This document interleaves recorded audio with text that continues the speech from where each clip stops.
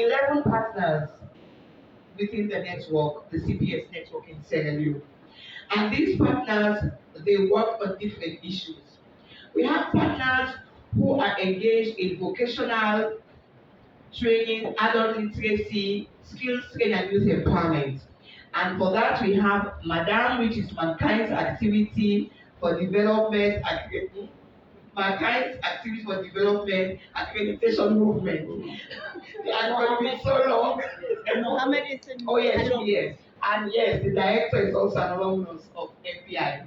We have the YMCA, which is the Young Men's Christian Association, SLOIC, Sierra Opportunities Industrialization Center, and SLADIA, the Sierra Leone Adult Education Association. SLADIA is like the big brother within the CPS network. It also hosts the CPS is the CPS Secretariat that hold our budget holders. We have another few working on issues around advocacy, and one specific on ecumenical interfaith and political dialogue. And we have Culture Radio, where my colleague comes from. We have the Council of Churches in Sierra Leone. They work on the interfaith dialogue. And Freedom Players International. Freedom Players is a theater group. So basically what they do mostly, they work with all of the partners, but in the traditional way, community outreach, going out through songs, through poems. That is the way they pass on messages. We have Conservation Society Sierra Leone. Coincidentally, my colleague is Dr. Sheku Kamara. He is the executive director of that institution, and they are working on national resource governance. Also on the area of research, advocacy on food security, Abdullah's organization, Sierra Leone Network of the Right to Food, and Future in Our Hands, they work on that. And last and by no means least, we have Men's Association for Gender Equality. They are working on research advocacy on gender. These are men who are championing the issues of women. So these are the partners that we have in Sierra Leone, 11 partners. Now, how does the network partners, how do they work? What happens to them? Now within the CPS framework, at another level beyond the national coordinators, there is the support team. And we have 3 people within the support team that do offer capacity building to the network so that to strengthen them so they'll be able to do their work well. And one works on trains on mutual learning, another on conflict sensitivity, and the third on knowledge management. And so they have been supporting the network partners in these areas so that it strengthens their work. Now, I will just highlight some of the organizations and some of the key work they've been doing that has been contributing to peace over the years. The Sierra Network of the Right to Food, they have done a lot of advocacy work around, and now we have a right to food bill, a national policy, and there is a better livelihood project. I wouldn't want to talk more on that because Abdullah is here. That would be his own responsibility. And the same with Culture Radio. As a media house, they do a lot of edutainment, and one that has been very successful is one that is called, we call it Talk But Wetin Dey Murder You. Say what bothers you. Bring out the burning issues. That is their lingua franca. And with that, a lot of changes have been made. They will also talk about that. And also they have what is called waste to wealth. Things you think that are not important that you throw away, they try and turn it. And like you see, I have a bracelet there. It's made out of coconut shells. So these are things that normally we will just throw away or use as fire. Now it's done to a beautiful bracelet. So we do use a lot of sachet waters in Sierra Leone because of the system of inadequate water, and so there's a problem of waste management. There's a lot of plastic all over the place, and now they use some of this plastic to do like plain mats and other things. You'll talk about that. Next year we'll be going to elections. June 24th, 2023 to be precise. And Men's Association for Gender Equality is high on what he has high on the agenda is the issue around women's participation in politics. So he's been doing a lot of that, training them, building their self-esteem because the issue about stepping forward to contest is also about, first of all, their economic ability because when it comes about campaigns, they need money. It's also there is also the issue about the esteem. In Africa, it's a patriarchal society, and not every woman has the guts to stand and talk. And because of our gender, many a times they use it against you. They are fraudulent. They hate the issue of hate speech, and they'll just say dirty things about you. And a lot of women, even elites, just shy away from it. So these are some of what he's pushing to ensure that the women are able to get into the space. Um, Conservation Society Sierra Leone, they are working a lot around the planting and maintaining trees. Most of the time when there are commemoration of days, people just go around and say we are doing tree planting. And we have realized that they plant the trees, but they don't nurture them and maintain them. So it's like not doing anything. So they are focused on that area. And these are done, this is done in degraded areas around Western area, Peninsula, and the Cambo Hills, which is in McKinney in the north. Council of Churches. Council of Churches are um, our moral guarantors. It was through the Council of Churches that the Interreligious Council, which comprises the various denominations, of course, that are in the council, and the Muslim faith, come together in one organization called Interreligious Council. And there were moral guarantors when the peace accord was being signed. You know, Sierra Leone was a post-war country. When the peace accord was being signed, the religious leaders they were moral guarantors. And so it is something that they have taken as part of their portfolio to continue with the political dialogue. As and when, now and again, there are challenges that are related to governance and the political leadership, and they do come in to mediate and advocate and make sure we don't go back to where we came from the war. And one other known thing that they are known for is the monitoring and observation of elections. And this again they will do in 2023. And what they do, it is not about the polling that they monitor, but they monitor the level of peace and security in the various police stations. How much violence was perpetrated in those police stations. Sladia is known for its adult literacy aspect of work. And so on the issue of land grabbing, which is very, very common in Sierra Leone these days, they are working on it, and what they are doing, like the landowners, you know, Abdullah mentioned, okay, it was in our class about the issue about the multinational companies that came to Sierra Leone and were able to get huge portions of land as against the actual wish of the landowners, the ordinary people. And in some cases, because of the high level of illiteracy, they don't involve them, they are not brought to the table to engage, to negotiate what we should do them and sign the agreements. And so sometimes the agreement that they sign is not really what they explain to them. And so this is where Sladia is coming in. So you don't need somebody to sign on your behalf or explain to you, but you can at least, you will be able to have some basic knowledge. Thank you, Anna.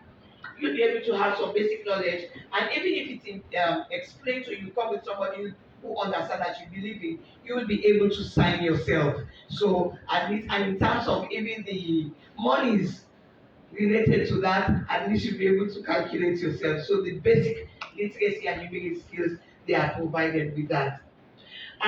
YMCA has been working among so many projects on the issue of disaster risk. And what they have done, they've been working with slum communities, and they've been advocating for them on the issue of relocation and all, because government has been very tough so that slum dwellers will move in some of these communities. And at times like this, when it's close to election, they are quiet about it. They need their votes. After the elections, when they're in power, then they come back to them. So they've had that issue. So what they have done now at this phase, after that project, they they work together with it's called NDMA, National Disaster Management Agency. It's a government agency that is responsible for disaster. So what they did is to have like a dictionary, a booklet, a manual of um, local languages of disaster related jargons, and these have been interpreted into 6 local languages. So no matter where you are, when you if it has to do with disaster related, they will be able to communicate with the people because they realize that there are some jargons that it's difficult for you to find an appropriate word. So they have worked together with NMA with some funds they had from UNDP. So all of this, even though it's not directly CPS funded, but it contributes a lot to the peace and social cohesion in our various communities.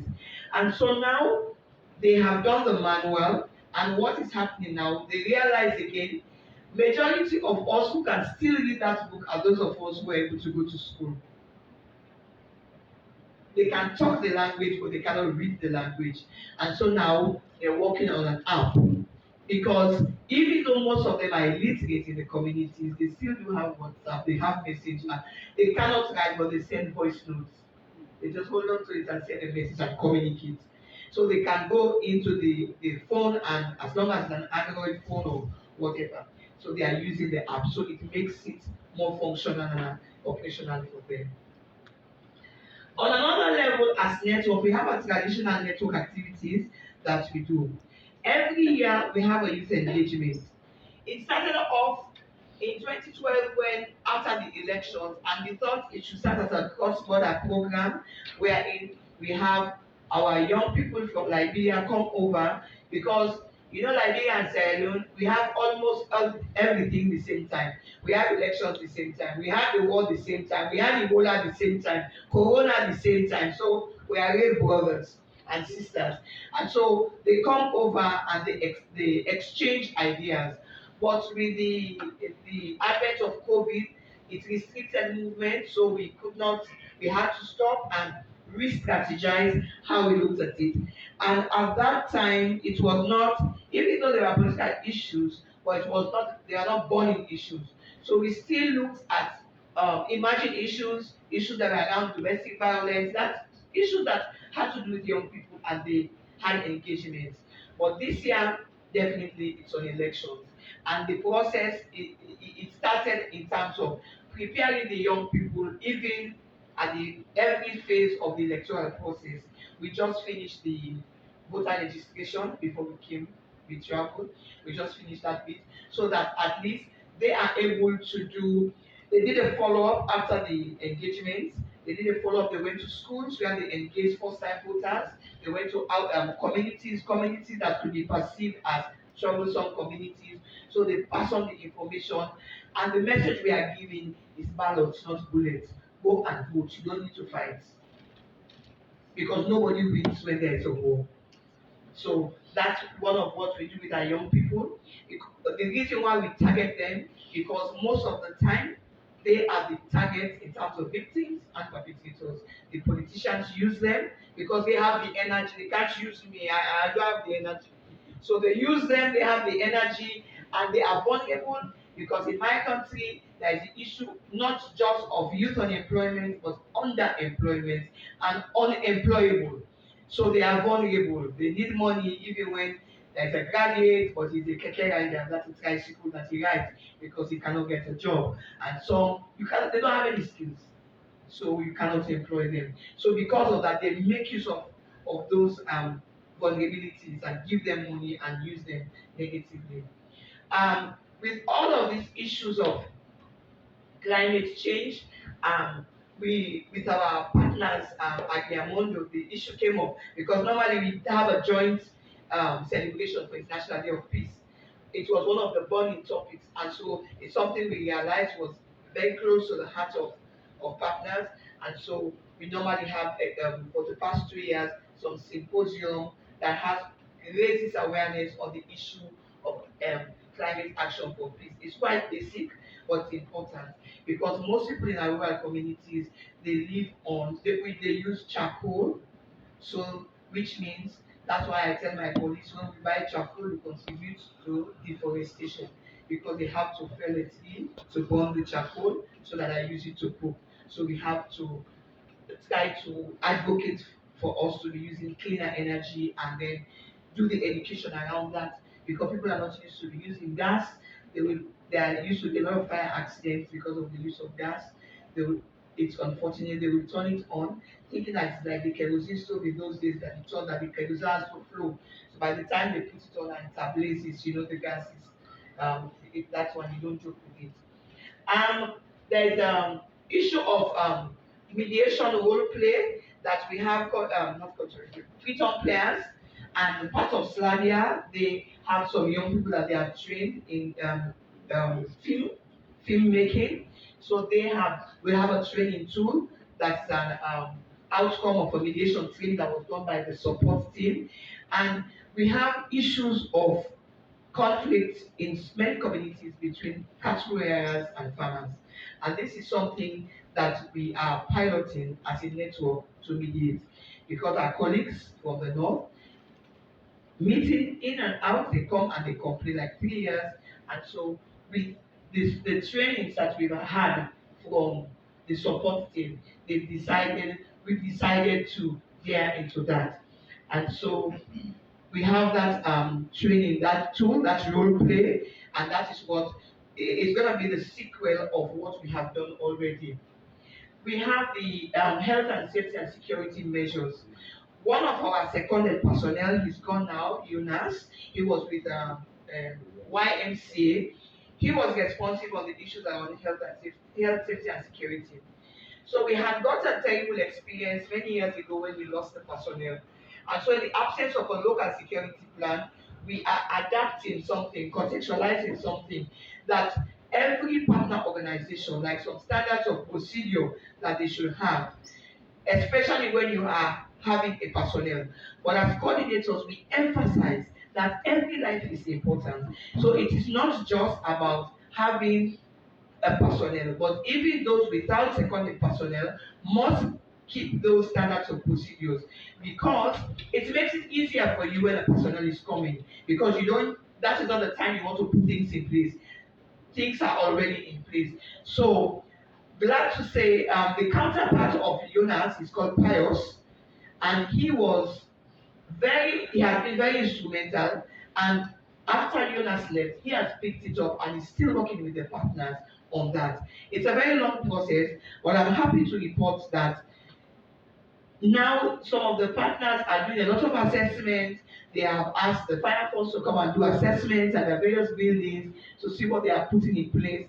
Some don't have budget implications, but gradually, at least they have moved a few steps ahead. So that is something we have kept. And because the partners are always very busy, the heads of partners, to come to meeting, we have scheduled once a year. We have the security focal persons for every institution and the head of partner. We meet together with the coordinators and we see how far they've gone and how they could be supported. And that is important to bring, and then they see how they can have budgetary support. So this is one of the big successes we have as a network, the collaborative approach that we have. They work in various clusters.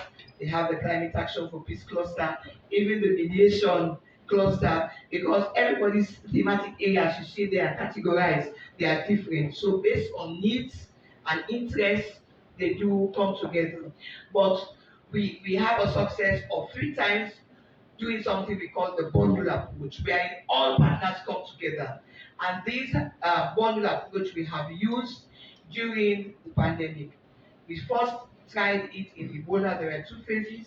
We have the saving Sierra Leone from Ebola, and then the post-Ebola project. And then in 2020, we also have the COVID response. And that was a very huge success because when we implemented that project, the idea came from the us, the coordinators from the network, and then we opened it up in consultation with Bled for the World to non-CPS partners, and we are able to create that nexus between the peace work and development work, because it's a very big challenge that we have. People want food on their table. They know peace is important. They want their children to go to school. Peace, what we do, they see is as software. They want the hardware, the tangibles. They want to open their tap and there's water. They want life to go on.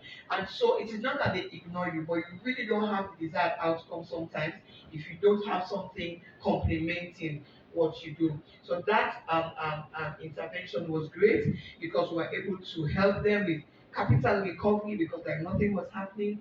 We supplied 5,000 homes with food that we had to go on quarantine. We had to help 1,200 people with the agricultural implements and supplies coupled with the advocacy work and public awareness. Um, like I said, it's a good success. Success is working as a team. I would say we were the first to be two as coordinators, and we have done well. That I know. If nobody tells me, I'll tell myself. We have done well, and we've been complimenting each other all the time. I told Malice the other day that if something happens, we work so well that something happens and you talk to me, the answer I'll give you, and you go down and meet Sheku, even without me knowing, he will tell you the same thing. So we are really grateful for that. And so we are looking at whatever possible ways for us to continue to create a nexus between the peace work and economic issues so that we really, really are able to have a sustainable process. Now, the community of practice is an initiative now that we have that how we can build local capacities and then cascade some of the trainings. In November, two of my colleagues will be going to Kenya for a TOT on Dunoham. Some of us have had trainings on Dunoham before. They've even had the practical experience, which was why it was piloted in Makari on the area of the farmers and cattle areas in Makari. So the sequel of that, in fact, everybody on top of our head, we were thinking, the cattle areas is too much because their cattle eat up all the crops of the farmers and think that it will, by the time we did that intervention, then we realized that both the cattle areas and the farmers are both victims. And we really had to look at the landowners because they said give a piece of land to the two people and they both need space. So it was about scarcity of land and access. That's why causing the problem. And so the next phase, we are looking at the sequel will be the mediation. That's what we're looking at, and that will be mentored by the local support personnel of that area, together with that of the the conflict sensitivity. So Rolf and Juliana will accompany us on that. So this is what I have for you. Maybe quickly before we ask, I'll turn the mic over to you. I'll hand over to Abdullah so he can talk a little bit about Silno. Yeah. Okay. Thank you very much, Adelike. Before I start, if nobody tells you that you've done well, you and Ship, I can tell you that you've done well. That's a good one. Okay, specifically, I'm going to give a short note on Silno, as Adelike said. Silno is a Sierra Leone network on the right to food. It was given back in 2008, a young baby, but has done a very big job in the region of Sierra Leone. And to date, it's almost 12 years now, and mainly its focus is to look at capacity building for women and farmers to get access to land, also advocacy on the right to food, and also training on the use and management of natural resources. Specifically, that is what Silo does. So when our Civil War ended in 2002, there was a kind of huge quest and contention for land in Sierra Leone. So we noticed that the multinational companies were just influxing in Sierra Leone for land. And by then, as a country just emerging from war, we did not even have the capacity or did not even have a kind of land policy or act to guide the acquisition of land. So we have companies like Adax Company going to Sierra Leone, London Mining, African Mineral, and a host of them. But Sierra Leone has a kind of land system where not all of the land in Sierra Leone government has total control over. For instance, like the Crown Colony, it is a land system where people in the rural area or the province, they have absolute control over the land. That is the community people, and as well as certain families, they have absolute control over the land.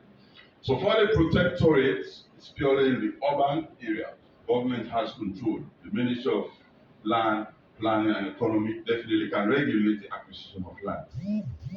But when this multinational company in Untitled Sierra Leone, especially in the rural areas, they go to government authorities and they take the agreement without the involvement of the community people, especially for the land in the Crown Colony, that's the provinces. And this land to these people, it's like their livelihood, their everything. Even the husband, the children, they also earn their living from this land. So we noticed that some of the lands that people used to have beginning to be, taken away from them by these multinational companies, without even their involvement or without even their knowledge. And sometimes again, we also have the land tenure system and also the land ownership system. I can have a land, a particular family has a land, but I can allow somebody to use it without necessarily being that you are the owner of it. So what has happened over the years, whenever the government makes an agreement with a multinational company without knowledge of the people, and some of this land might have been utilized by these people in terms of going crops, in terms of doing their cattle.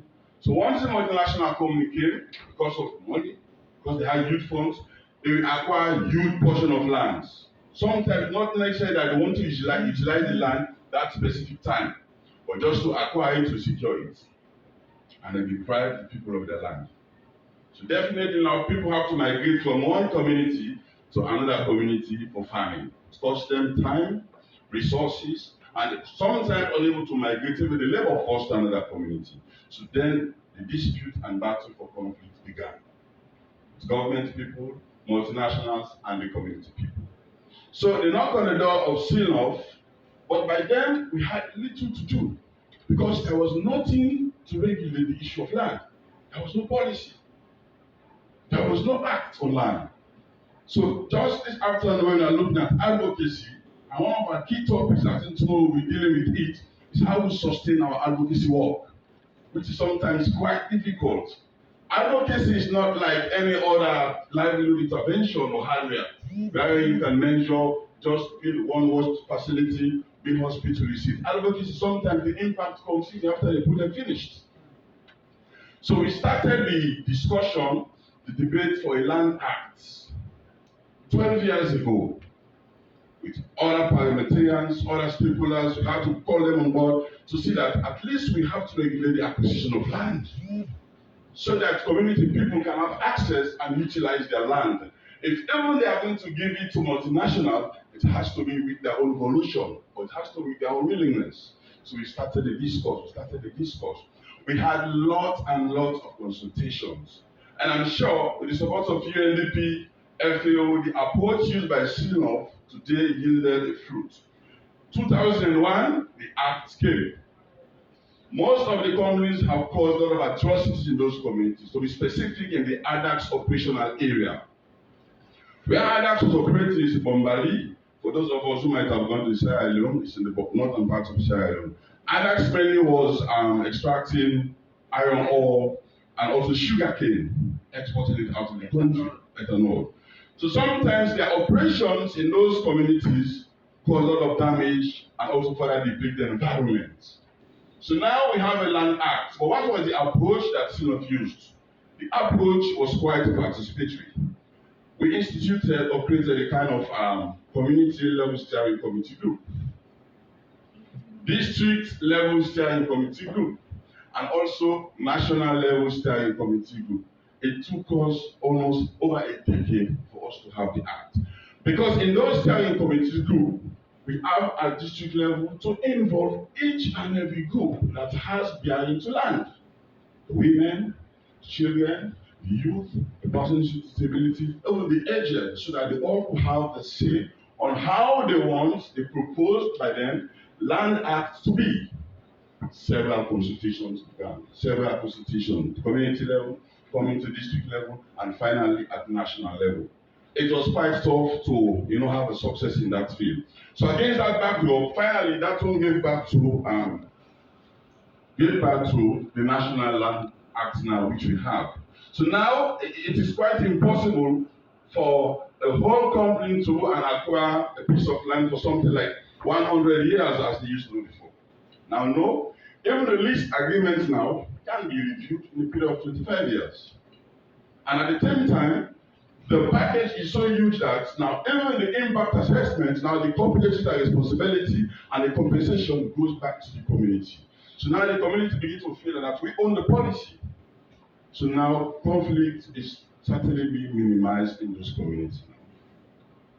As Adenike said, a lot of advocacy work is fine. A lot of talk is fine. But now, because of the emerging situation, CNOF is now having a kind of paradigm shift to support and sustain your advocacy work with deliverables. So now we have one of our biggest projects in CNOF, which is the Better Livelihood project. And this project came about because of the destruction caused by attacks in the Bombali districts. Because the community was deprived of their land, job was not there, and all of a sudden, attacks company closed, and they went. So CNOF had to file a lawsuit, had to take the company to court, and in the end, with an agreement with the German government, support from them, they decided to provide a kind of 3-year project, 1.5 million euro. As you can see some of the photos. So the project now, whilst the other project is not of advocacy, this one now is doing a kind of direct support or delivery routes. As you can see, these are community banking system that this project is providing for people. Because they will tell you that now we don't have our land. Our husbands cannot go to work. We do not have money. We are the women, we suffer a lot. So we have a kind of evolving scheme for them. Provide for them money in a grant form, but they will evolve it within themselves so that it will benefit other people in the community, as you can see the women. Also in terms of agriculture, provide with farming implements, as you can see wheelbarrow, watering can, next. Provide for them water facilities. Because the operations of ADAX and the chemicals they are applying in the environment also has polluted the environment. So now we decided to brought in an engineer, and also provided for them free hand-dug water facility, as you can see. Next. Also part of the package, ceilings, as Adenike was saying, we are now trying to establish people through some forestation. See how we afforestate those environments that already are forested. So providing them with something like 50,000 seedlings to make sure that they plant and they monitor this time around that it's good so that the community is being, the environment is being improved. Next. As you can see, work in the farm, harrowing is going there. Yes, this is World Food Day. As you can see, in a collaborated effort with the community. Next. Oh, this is go. Okay. So last year now on the list, quite recently WFP released a report, global report on food crisis, and Sierra Leone happened to be one of the hungriest countries in the world. With out of 7.1 million people in Sierra Leone, 4,100,000 people are food insecure. So CNOF again has taken a venture to see, instead of the whole government accountable for failing to provide its own obligation, first and foremost we need a kind of right to food bill. And we started the campaign already. We did a kind of stakeholder mapping, of which we look at all the relevant actors from community level to national level. And as I'm speaking now, the parliamentarians have taken the lead to draft a bill. Before we came here, they already presented the first bill, and the second bill presentation is on the way to see how we could have a right to food bill so that people could have access to adequate food. And once we have the bill, then we begin to hold government accountable if they fail. Because for now, in one of the recent riots in Sierra Leone, people said they go to the street because they're hungry. So it means a lot of conflict. People do not have food. But unless and until you have a bill, you cannot hold the government accountable. Because at international level, in the International Convention on Social, Economic and Social Rights, Sierra Leone is a party to it. So at international level, it is a hard law. But at national level, it is a soft law because the right to food has not been domesticated. So now we are proposing that the government should endorse the right to food bill, as we did for the Land Act. So now we've already got the buy-in, the political support, and the process is ongoing. So once we have the bill, then definitely the right to food begins to put pressure on government, other relevant actors to make sure that people provide food in Sierra Leone. Okay, so this is my presentation. Thank you. Thank you, Abdullah. So briefly, Mohammed will talk about. Yes, definitely, because you have said it all. You can sing it out. Yes, I can sing it out. Top but, waiting the morning you. So, hello, my name is Mohammed Lewis Bangoa. I'm the production manager of Culture Radio. Culture Radio was established in 2007, which just celebrated our 15 years anniversary, October 6th. Our responsibility is to inform, educate, and entertain. But today we are Radio Plus because we do more than behind the microphone.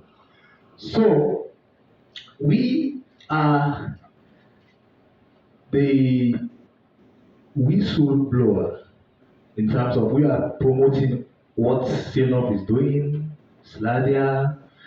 So our responsibility is to give the platform to them. So advocate on issues affecting Sierra Leone, especially when it comes to peace. Culture Radio, we ensure or we try to uncover the conflicts and true goal of all participants whilst making sure we humanize all victims of conflict. Culture Radio don't exploit the loss and suffering, but make sure that we report or our reporting is balanced and accurate when it comes to violence or peace. Now, our role in terms of peace, what we do, we design radio program. We have one which is called Talk What's Waiting in One Eye. The format is like this. It's a town hall debate wherein we bring different stakeholders that has to do with the issues, put on the high table, to generate views, issues affecting Sierra Leone. It's something like this. When we ask the questions, they deliberate on the questions, we allowed our audience, especially affected people, to ask them questions. Then we find solution. We also have another program called Watch Yourself, Watch Your Environment, because we have so many problems within the issue of environment, climate change. So that program is specifically deals with the issue of land grabbing. As you heard from Abdullah and Adenike, land grabbing is a serious issue in Sierra Leone. We started the campaign in 2010. By then, the former minister was, oh, these guys are joking. What is land grabbing? Even the government failed to understand the issue of land grabbing because of the intervention of Culture Radio through our advocacy, education. They came to know more about land grabbing, and today the awareness is there. We also have the program which we call Blow Your Mind, because inside people have a chance to say what is really affecting them, especially with the journalists. For me, I've been to the police 2-3 times because of my work as a journalist. And recently, before I came, I was invited also to the CID because of social media broadcast. There's a guy called Diallo Sweets. He blasts the vice president, and later they invited me. They listened to the audio. Nothing has to do with Culture Radio, either make lyrics or Mohammed Angola, but they have this normal saying order from above. So I was detained 24 hours. My phone was taken from me with no reason. At the end of the day, They asked me to leave just like that because of my advocacy. So the issue of peace and non-violence, because we know that violence is connected to different factors. One is unemployment, no job for the youth. The youth are unemployed in that particular country. What we are doing, we also initiated a project called Waste to Wealth. Waste to Wealth is to ensure that we fight against the issue of deforestation, because in Sierra Leone the issue of timber logging is order of the day. It's a business for the government. The last government was a business. They made a lot of money from that. So what we are doing now, for us to ensure we reduce the issue of deforestation, we started a project called Waste to Wealth. We are transforming agricultural waste like sawdust, elephant grass, we transform it to charcoal, the briquettes. And we are also using the coconut shell, because this is also important now. As you can see, we use the coconut shell to design this one, just to help the issue of deforestation and also create job for young people in that country. And most of the people involved in this particular work, they are young people. And of course, I'm championing it. We are also doing a lot of advocacy as far as peace is concerned. We engage community youths on different capacity in terms of non-violence, workshop, training. We design content on the radio, giving them the platform to express themselves. So generally, cultural radio, we are responsible to disseminate the information as far as the network is concerned. So now, because of we are approaching the election in 2023, there's an ongoing plan now to host the first National Youth Peace Conference. And I'm going to champion that particular peace conference from this training. I'm going to share my knowledge and also train over 400 youths nationwide in Sierra Leone. So for the first time, we're going to host the National Youth Peace Conference, just to educate the youth before the politicians are coming. So we are also, I'm also going to organize a program for media practitioners, especially on conflict-sensitive journalism, because there's still issue down there. Nowadays, there's no respect for journalists because people using the money to influence journalists. Instead of saying the truth, they will just, okay, give me money, then I will just say what I feel because the politician influence them. So I'm going to educate them more from what I'm going through now, this particular training, to organize training for journalists on conflict sensitive journalism, for them to understand the concept properly and then try to implement it. So on the nutshell, for me to round up, Culture Radio, we are the true voice of the nation. The people call us the people station, the true voice of the nation, the voice of the voiceless, because we give voice to the voiceless. So thank you very much. Thank you. Thank you, Mohammed. So this is what we can share now, and I'll turn the microphone over to you in case you have questions or comments. Yes. Floor is open. Thank you very much, Adenike, Abdullahi, and Lyrics. Thank you so much. Actually, there was a special announcement about there's a surprise, but we have questions first. Okay. I think Mohammed promised something to Chris last night. But maybe we stay first within the content. And so anybody has a question or would like to comment? Chris. My question is directed to Mohammed. Mohammed, when you were talking about the different programs you have with Culture Radio, do you have any specifically for youth in social media, like TikTok? I don't know, these kinds of things. what are the ideas that you have now to engage youth in these new gadgets of the 21st century for peace building? So maybe we can collect a few. Yes. And then we say, yeah, okay. So we collect questions.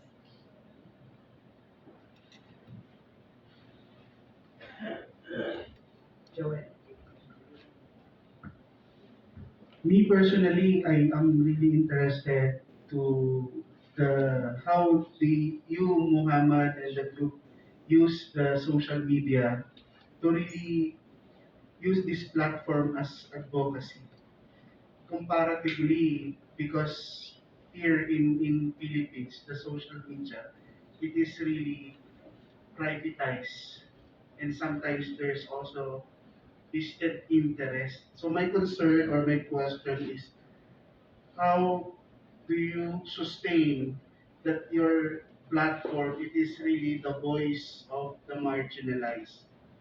Maybe the question is, who's the one who sustain and support your advocacy if it is a private, and or it is really coming from uh, people or marginalized sector? That's my concern. Thank you.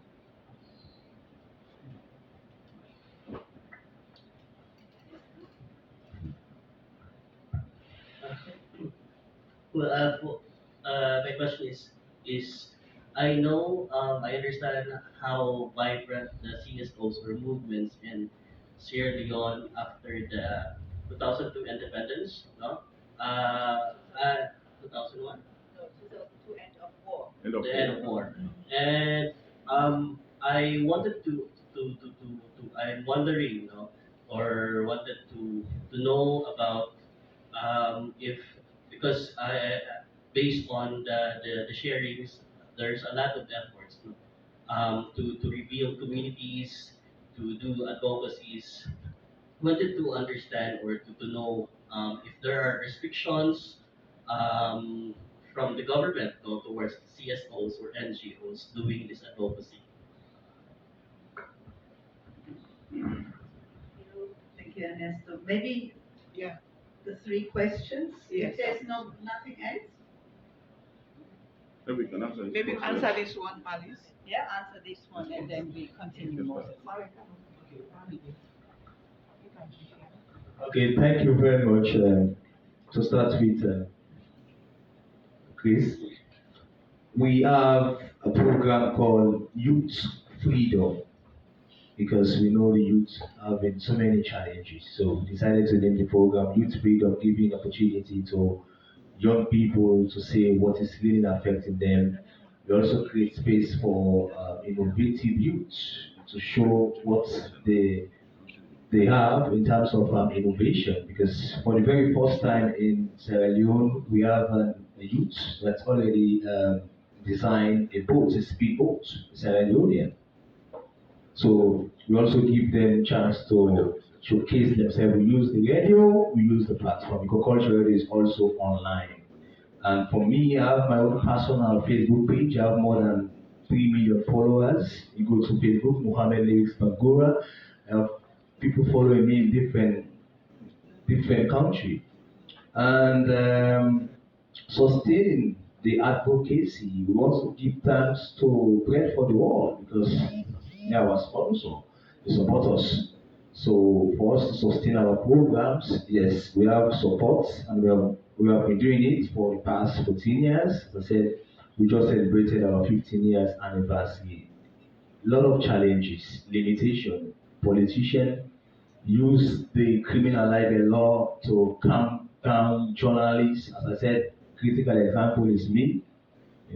Just social media has nothing to do with Mohammed Ali Bango. I was detained because I'm one of the critical journalists in Sierra Leone. So there's no space. The politician used that criminal libel law to calm down journalists. So on the youth, also on the social media, I have already decided to initiate a program called Vote Wise, Think Wise, sorry, vote peace because of the 2022 election that is coming. So think twice and vote peace. So thank you. Yes, okay, to add to that on the use of social media, um, the young people use a lot of those platforms, and it's also inclusive in advocacy work. Like we shared the other day in class, like during the peace day, it's a bit, of course, as the civil peace service, we do have a Facebook page and a Twitter handle. And when we have like the peace day or activities, we also use those platforms as a way of reaching out to those young people who don't listen to the traditional media, but you still have different categories of people. There are people who, if you want to miss out on an information, send it to them, send it via WhatsApp, because they will not even go online. They will tell you, I don't have data, or I didn't go online, or the phone was causing too much noise at the, but it's better you can just call them and tell them. So they will have a radio that they listen to. They will watch telly. The body clocks tell them it's 9 o'clock. I should listen to the news, or I should watch the telly. So we make sure we use all of these various mediums to reach out to them. So the different categories of people. But the young people, it's mostly WhatsApp, Twitter, YouTube. Some of them I don't even know how to use them, but they know how to use them. So that is it. We also make sure we use that, as well as the community outreach that I talked about. They do a lot of street drama. You just be going about your business and you see people gathered somewhere, they are passing some form of information. Either it has to do with vaccination, or go and register, or it could be annoying sometimes with the megaphones. You repeatedly the message over and over. So they use all of these ways to pass on information. My brother asked about the restriction. The other day, just before I traveled, we had a coordination meeting. And when we were analyzing our context, what we explained was like, we moved 3 steps forward and 5 steps backward. We had a law, which was the Seditious Library Law, since 1965. And this was a tool that government always used to let you shut up, especially these people, the journalists, because they will just criminalize whatever was done, and they were arrested and detained. And this government, in his manifesto, used it as a campaign tool that they were going to repeal. Indeed, it was repealed, and we are happy. And the next moment, they enacted a cyber crime law. And this one was even tougher than the one we had. And now they tell us, you are an admin and somebody in your group forward something, I have the risk of being arrested because I'm an admin. Even though you're an admin of a WhatsApp, we don't even know all of the people in the group. They say you take responsibility. So now they just monitor you. You just sit and somebody come and arrest you. Even most of the time people say forwarded as received. Even that does not keep you away from that problem. So we are being chased. And I tell you, it's really difficult. I intentionally decided to portray the good things of my country and my national colors, because no matter what, it's my country, but the context is tough. It's really, really difficult for us to work as civil society. The space is being shrinked over every minute. By the time I go back, I don't know what new I will meet. Everything is being difficult. There's a lot of pressure. You are required on an annual basis to do your registration and everything. And even though you will meet all of these requirements, you will have to be on your toes all the time.